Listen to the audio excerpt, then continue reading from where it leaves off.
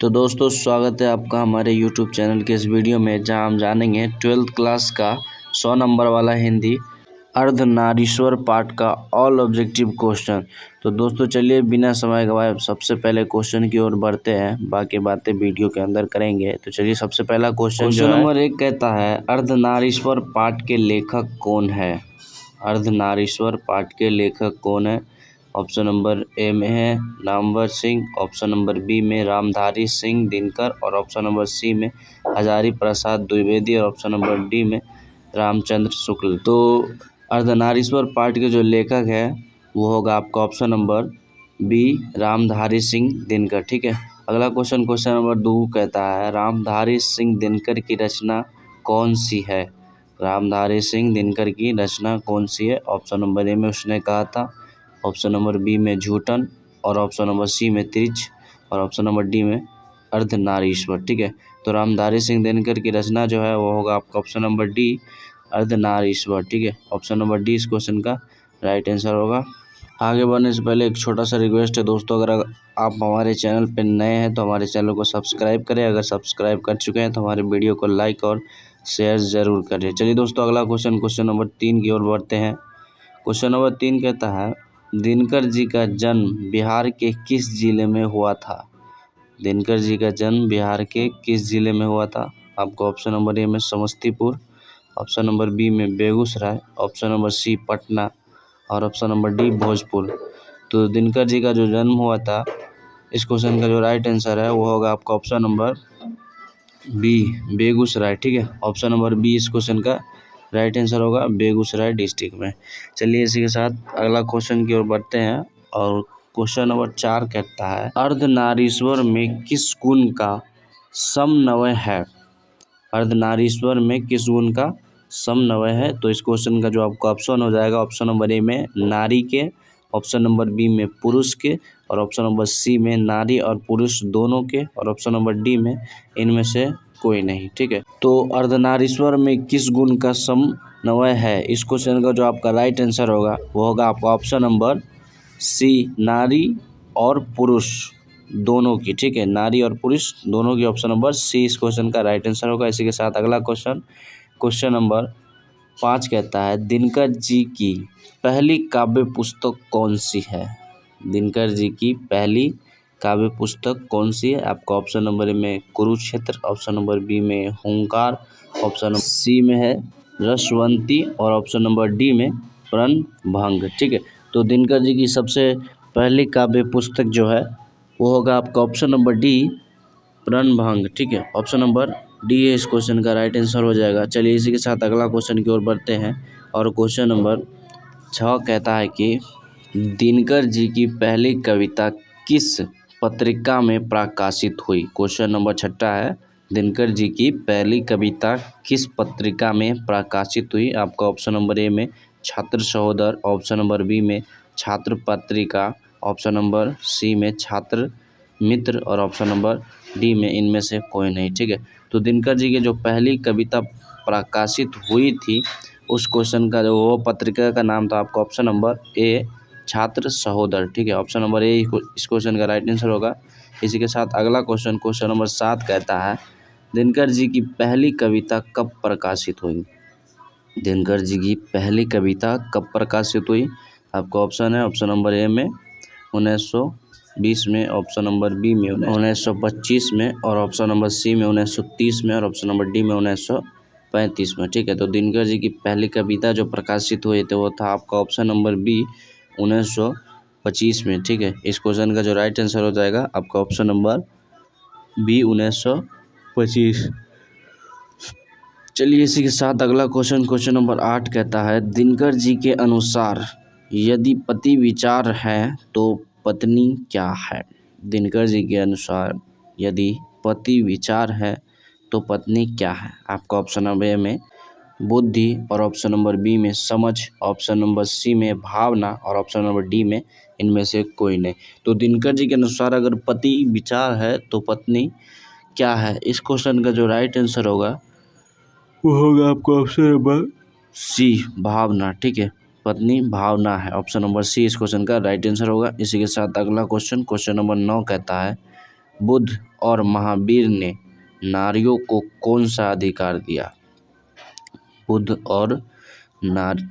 और महावीर ने नारियों को कौन सा अधिकार दिया? इस क्वेश्चन का जो आपका ऑप्शन है वो होगा आपका ऑप्शन नंबर ए में संन्यास लेने का, ऑप्शन नंबर बी भिक्षु नहीं होने का, ऑप्शन नंबर सी पति के त्याग का, और ऑप्शन नंबर डी इनमें से कोई नहीं। तो बुद्ध और महावीर ने जो नारियों को अधिकार दिया वो होगा आपका ऑप्शन नंबर बी भिक्षुनी होने का। ठीक है, भिक्षुनी होने का अधिकार दिया था, ऑप्शन नंबर बी इस क्वेश्चन का राइट आंसर होगा। इसी के साथ अगला क्वेश्चन नंबर 10 कहता है, पुरुष जब नारी के गुण लेता है तब वह देवता बन जाता है, किंतु नारी जब नर के गुण सीखती है तब वह राक्षस हो जाती है। यह किसका कथन है? आपका ऑप्शन नंबर ए में दिनकर जी का, ऑप्शन नंबर बी में रविंद्रनाथ का, ऑप्शन नंबर सी में प्रेमचंद का, और ऑप्शन नंबर डी में इनमें से कोई नहीं। चलिए, अगर आप अर्धनारीश्वर पाठ पढ़े होंगे तो आपको इस क्वेश्चन का राइट आंसर मालूम होगा। जल्दी से इस क्वेश्चन का राइट आंसर कमेंट करें, इस क्वेश्चन का राइट आंसर क्या होगा। ठीक है, यह क्वेश्चन का जो आंसर है वो आप लोग पे छोड़ रहे हैं। चलिए, इसी के साथ अगला क्वेश्चन की ओर बढ़ते हैं। क्वेश्चन नंबर 11 कहता है, क्वेश्चन है अर्धनारीश्वर किस विधा से संबंध है? क्वेश्चन नंबर 11 है अर्धनारीश्वर किस विधा से संबंध है? आपका ऑप्शन है ऑप्शन नंबर ए में निबंध, ऑप्शन नंबर बी में कहानी, ऑप्शन नंबर सी में एकांकी, और ऑप्शन नंबर डी में व्यंग। तो अर्धनारीश्वर किस विधा से संबंध है?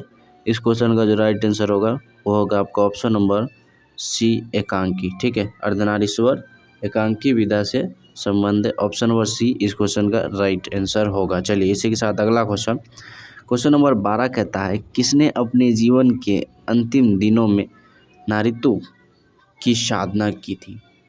किसने अपने जीवन के अंतिम दिनों में नारीत्व की साधना की थी? इस क्वेश्चन का आपका ऑप्शन है गांधी जी ने, ऑप्शन नंबर बी में कहता है रविंद्रनाथ ने, ऑप्शन नंबर सी में दिनकर जी ने, और ऑप्शन नंबर डी में उदय प्रकाश ने। ठीक है, तो किसने अपने जीवन के अंतिम दिनों में नारीत्व की साधना की थी? इस क्वेश्चन का जो आपका राइट आंसर हो जाएगा वो होगा आपका option number A Gandhi ji ने। ठीक है, option number A right answer है। इसी के साथ अगला क्वेश्चन नंबर 13 कहता है, अर्धनारीश्वर शंकर और पार्वती का किस प्रकार का रूप है? अर्धनारीश्वर शंकर और पार्वती का किस प्रकार का रूप है? ऑप्शन नंबर ए में यथार्थ, ऑप्शन नंबर बी में कलिबत, और ऑप्शन नंबर सी में आदर्श, और ऑप्शन नंबर डी में वास्तविक। ठीक है, तो अर्धनारीश्वर जो शंकर और पार्वती का किस प्रकार का रूप है, तो इस क्वेश्चन का जो राइट आंसर होगा वो होगा आपका ऑप्शन नंबर बी काल्पनिक। ठीक है, ऑप्शन नंबर बी इस क्वेश्चन का राइट आंसर है। इसके साथ अगला क्वेश्चन नंबर 14 कहता है, प्रेमचंद के अनुसार नारी जब पुरुष के गुण सीखती है तब वह क्या हो जाती है? प्रेमचंद के अनुसार नारी जब पुरुष के गुण सीखती है तब वह क्या हो जाती है? ऑप्शन नंबर ए में आकर्षक, ऑप्शन नंबर बी में साहसी, ऑप्शन नंबर सी में कोमल, और ऑप्शन नंबर डी में राक्षसी। ठीक है, तो प्रेमचंद के अनुसार जब पुरुष के गुण नारी सीखती है तो वह हो जाती है आपका ऑप्शन नंबर डी राक्षसी। ठीक है, ऑप्शन नंबर डी इस क्वेश्चन का राइट आंसर होगा।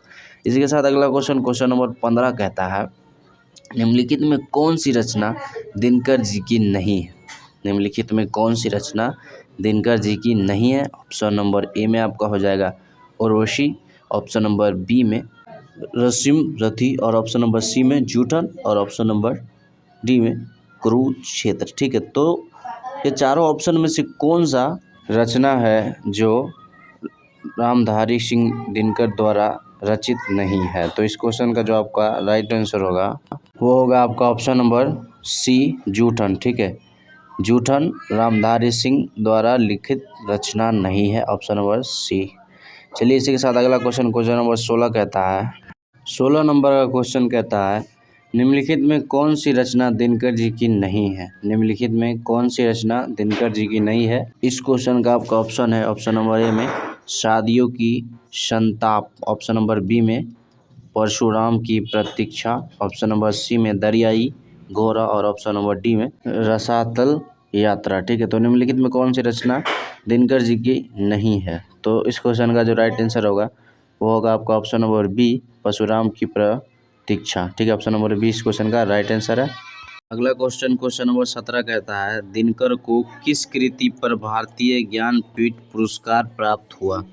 दिनकर जी को किस कृति पर भारतीय ज्ञानपीठ पुरस्कार प्राप्त हुआ। ठीक है, तो इस क्वेश्चन का जो आपका ऑप्शन हो जाएगा वो होगा आपका ऑप्शन नंबर ए में अर्धनारीश्वर, ऑप्शन नंबर बी में उर्वशी और ऑप्शन नंबर सी में हुंकार और ऑप्शन नंबर डी में कुरुक्षेत्र। ठीक है, तो इस क्वेश्चन का जो राइट आंसर होगा वो होगा आपका ऑप्शन नंबर बी उर्वशी। ठीक है, उर्वशी के लिए भारतीय ज्ञानपीठ पुरस्कार प्राप्त हुआ था। ठीक है, ऑप्शन नंबर बी इस क्वेश्चन का राइट आंसर है। अगला क्वेश्चन नंबर 18 कहता है युद्ध और शांति की समस्या पर लिखी गई काव्य कृति है। युद्ध और शांति की समस्या पर लिखी गई काव्य कृति है। तो इस क्वेश्चन का जो आपका ऑप्शन है ऑप्शन नंबर ए में कहता है नील कुसुम, ऑप्शन नंबर बी में कुरुक्षेत्र, ऑप्शन नंबर सी में द्वंद्व गीत और ऑप्शन नंबर डी में रसिम रथी। ठीक है, तो युद्ध और शांति पर लिखी गई काव्य कृति जो है वो है आपका ऑप्शन नंबर बी कुरुक्षेत्र। ठीक है, ऑप्शन नंबर बी इस क्वेश्चन का राइट आंसर है। इसी के साथ अगला क्वेश्चन नंबर 19 कहता है अर्धनारीश्वर काल्पित रूप है। अर्धनारीश्वर जो है वह काल्पित रूप किसका है। इस क्वेश्चन का आपका ऑप्शन हो जाएगा ऑप्शन नंबर ए में शिव और पार्वती का, ऑप्शन नंबर बी में राम और सीता का, ऑप्शन नंबर सी में राधा और कृष्ण का और ऑप्शन नंबर डी में विष्णु और लक्ष्मी का। तो अर्धनारीश्वर काल्पित रूप किसका है। तो इस क्वेश्चन का जो आपका राइट आंसर हो जाएगा वो होगा आपका ऑप्शन नंबर ए। ठीक है, शिव और पार्वती का, शिव और पार्वती का काल्पित रूप है अर्धनारीश्वर। इसी के साथ चलिए अगला क्वेश्चन नंबर 20 कहता है गांधारी थी, गांधारी कौन थी। आपका ऑप्शन नंबर ए में दुर्योधन की माँ, ऑप्शन नंबर बी में कृष्ण की माँ, ऑप्शन नंबर सी में अर्जुन की माँ और ऑप्शन नंबर डी में बलराम की माँ। ठीक है, तो गांधारी थी, गांधारी कौन थी। ठीक है, इस क्वेश्चन का जो आपका राइट आंसर हो जाएगा गांधारी जो थी वो थी दुर्योधन की माँ। ऑप्शन नंबर ए इस क्वेश्चन का राइट आंसर होगा, ऑप्शन नंबर ए दुर्योधन की माँ। ठीक है, चलिए इसी के साथ अगला क्वेश्चन नंबर 21 कहता है क्वेश्चन नंबर 21 कहता है प्रेमचंद थे, प्रेमचंद क्या थे। आपका ऑप्शन नंबर ए में गीतकार थे, ऑप्शन नंबर बी में कथाकार थे, ऑप्शन नंबर सी में फिल्मकार थे और ऑप्शन नंबर डी में संगीतकार थे। तो इस क्वेश्चन का जो राइट आंसर होगा प्रेमचंद जो थे वो थे ऑप्शन नंबर बी कथाकार। ठीक है, कथाकार थे प्रेमचंद, ऑप्शन नंबर बी इस क्वेश्चन का राइट आंसर हो जाएगा। अगला क्वेश्चन नंबर 22 कहता है दिनकर का जन्म कब हुआ था। दिनकर का जन्म कब हुआ था।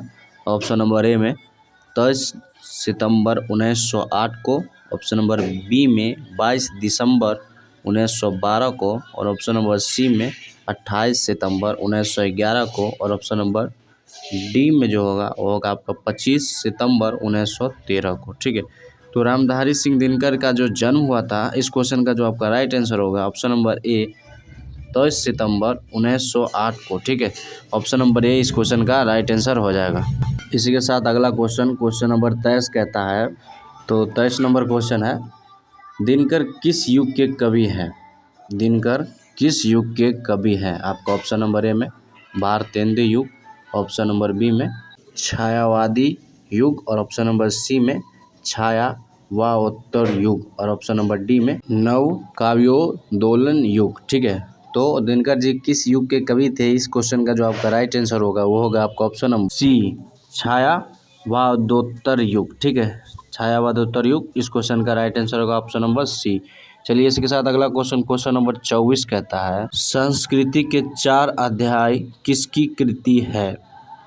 ठीक है, संस्कृति के 4 अध्याय किसकी कृति है। ऑप्शन नंबर ए में गुलाब दास, ऑप्शन नंबर बी में हजारी प्रसाद द्विवेदी, ऑप्शन नंबर सी में आचार्य सीताराम चतुर्वेदी और ऑप्शन नंबर डी में रामधारी सिंह दिनकर।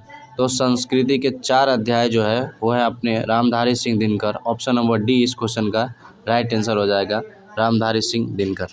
इसी के साथ अगला क्वेश्चन और इस वीडियो का लास्ट क्वेश्चन है कौन सी कृति रामधारी सिंह दिनकर की लिखी हुई है। कौन सी कृति रामधारी सिंह दिनकर की लिखी हुई है। दोस्तों, अगर आप अभी तक हमारे चैनल को सब्सक्राइब नहीं किए तो प्लीज़ हमारे चैनल को सब्सक्राइब करें। आपका 10 सेकंड लेने के लिए हमें 4 से 5 घंटे का मेहनत करना पड़ता है।